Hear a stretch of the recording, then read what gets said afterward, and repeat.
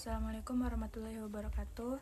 Nama saya Sulistiani Nufus, NIM 2236014. Di sini saya akan menjelaskan tentang tugas audit sistem informasi semester 6, dosen pengajar Ibu Urfi Utami, MKom. Langsung saja, jadi pertanyaannya yang pertama yaitu jelaskan apa itu audit sistem informasi, fungsinya, beserta peran auditor di dalam pengembangan sistem audit.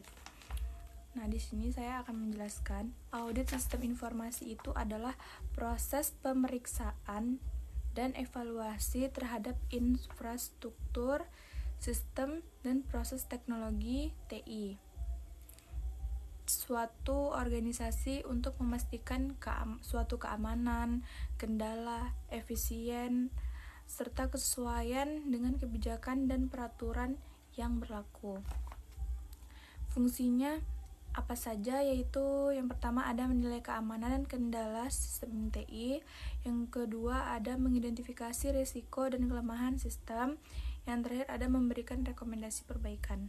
Kalau peran auditornya, yang pertama merancang prosedur audit yang efektif, lalu melakukan evaluasi sistem secara objektif, yang terakhir memberi masukan saat pengembangan sistem agar sesuai standar. Pertanyaan yang kedua, jelaskan apa saja pengendalian audit sistem informasi dan risiko apa yang terjadi di dalam auditing. Nah, pengendalian audit sistem informasi itu meliputi yang pertama ada pengendalian umum, keamanan fisik, kontrol akses backup data, dan pemulihan bencana. Yang kedua ada pengendalian aplikasi. Di dalam pengendalian aplikasi ini ada validasi input, ada pemrosesan data, dan ada output yang akurat. Terus ada pengendalian administratif. Di situ ada kebijakan, prosedur, dan pelatihan staf TI. Kalau resiko dalam auditingnya itu yang pertama ada kehilangan data penting, akses tidak sah, lalu kesalahan pemrosesan data, ketidaksesuaian sistem dengan regulasi atau standarnya. Yang soal yang nomor 3, jelaskan tahapan atau proses pelaporan hasil audit sistem informasi dan uraikan hubungan antara keamanan informasi security, dan audit sistem informasi. Tahapan atau proses hasil audit sistem informasi ini yang pertama ada perencanaan audit. Nah, yaitu menentukan ruang lingkup dan tujuan audit. Yang kedua ada pengumpulan data, yaitu observasi, wawancara, dan pemeriksaan dokumen. Yang ketiga ada evaluasi temuan, menganalisis data, dan mengidentifikasi kelemahan atau kepatuhan. Yang keempat ada penyusunan pelaporan, yaitu menyusun laporan berisi temuan, risiko, dan rekomendasi. Yang kelima ada penyampaian laporan, yaitu disampaikan ke manajemen untuk ditindaklanjuti. Nah, yang hubungan keamanan informasi dan audit sistem informasi ini, audit sistem informasi ini membantu menilai dan memastikan bahwa sistem ini memiliki pengendalian keamanan yang memadai untuk melindungi data dari akses yang tidak sah, kebocoran, atau kerusakan. Jadi, audit ini menjadi alat penting dalam menjaga keamanan. Lalu ada soal yang nomor 4.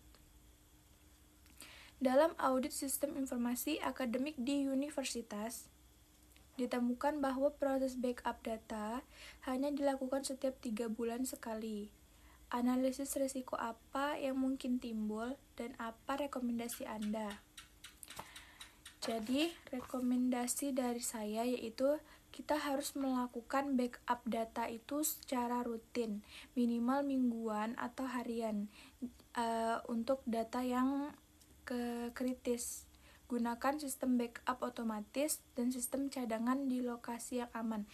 Contohnya seperti cloud atau offsite storage. Yang soal yang terakhir yaitu sebuah perusahaan mengalami serangan ransomware. Jadi sebagai auditor, jelaskan langkah-langkah audit yang Anda lakukan untuk mengevaluasi kontrol keamanan yang ada. Nah, jadi sebagai auditor, langkah-langkah audit untuk mengevakuasi kontrol keamanan pasca serangan ransomware. Yang pertama ada identifikasi insiden, yaitu ada tinjau kronologi dan dampak serangan ransomware, lalu verifikasi sistem atau sumber daya yang terdampak.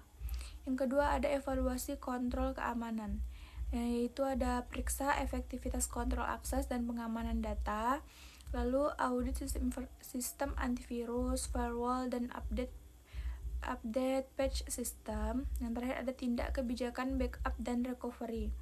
Lalu yang ketiga ada analisis kelemahannya, ada identifikasi celah keamanan yang dimanfaatkan penyerang, lalu evaluasi respon tim IT terhadap insiden.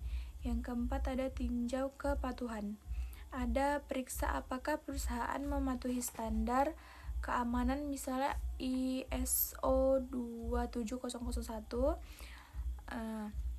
Lalu ada audit kebijakan keamanan cyber yang berlaku. Yang terakhir, yang kelima, berikan rekomendasi. Ada tingkatkan sistem deteksi dini dan proteksi, lalu terapkan pelatihan keamanan untuk karyawan.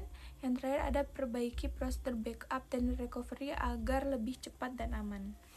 Mungkin itu saja jawaban yang bisa saya jelaskan.